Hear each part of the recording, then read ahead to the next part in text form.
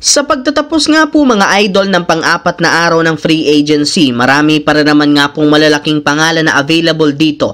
Kaya expected na meron pang malalaking balitang magsisilabasan at kabilang sa malalaking pangalan na nananatiling available ay sina Damian Lillard, Al Horford, Josh Giddey, Gary Payton II, Chris Paul, Jonathan Kuminga, Quentin Grimes, Thomas Bryant, Cam Payne, Mo Wagner, Malcolm Brogdon, Looney Walker IV, DeAnthony Melton, Cam Reddish at si Bol Bol. Hindi nga kayo nagkakamali sa inyong narinig, lahat ng mga veteran superstar, veteran role player, libre pa rin sa free agency. Kabilang dito ang former MVP na si Russell Westbrook na simula ng tanggihan ang kanyang player option sa Denver Nuggets, so wala pang ang timang kumukuha sa kanyang serbisyo. Kaya expected na kahit man nakalutang pa rin ito sa free agency, meron pa ring team ang kukuha sa kanya bago matapos ang off-season. Samantala, matapos ang ilang araw na pagkatismayan ng ilang mga fans ng Los Angeles Lakers, sa wakas, natuwa na rin ang mga ito sa sunod-sunod na ginawang magaganda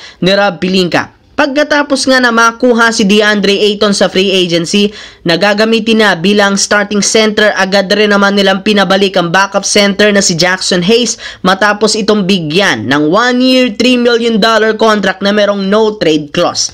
Pero akala nyo tapos na ang Lakers? Diyan nga kayo nagkakamali dahil plano nga nilang kumuha sa free agency sa mga susunod na araw, kagaya ng target na si Jack Landale na in-wave ng Houston Rockets at DeAnthony Melton na isa sa pinakamagaling na gwardiya ngayon na available sa free agency. Subalit bago pa nila ito magawa, kakailanganin muna nga ng front office na magtanggal katulad ni Shake Milton na meron na lamang natitirang non-guaranteed contract. Kaya pwede nga itong i-waive bago man sumapit ang July 20. Sa ganyang paraan, makakagawa sila ng bakanting pwesto para kunin ang ilan sa mga libreng player. Samantala, simula nga po nang i-waive ng Milwaukee Bucks si Damian Lillard, tuluyan na nga itong naging ganap na free agent ngayong off-season habang nagre-recover sa Achilles injury. Pero sa kabila ng questionable niyang future, mataas pa rin ang confidence nito since alam niya na meron pa ring malaki ang kanyang maibubuga na makapaglaro muli. Naniniwala nga ang maraming teams na interesado dito,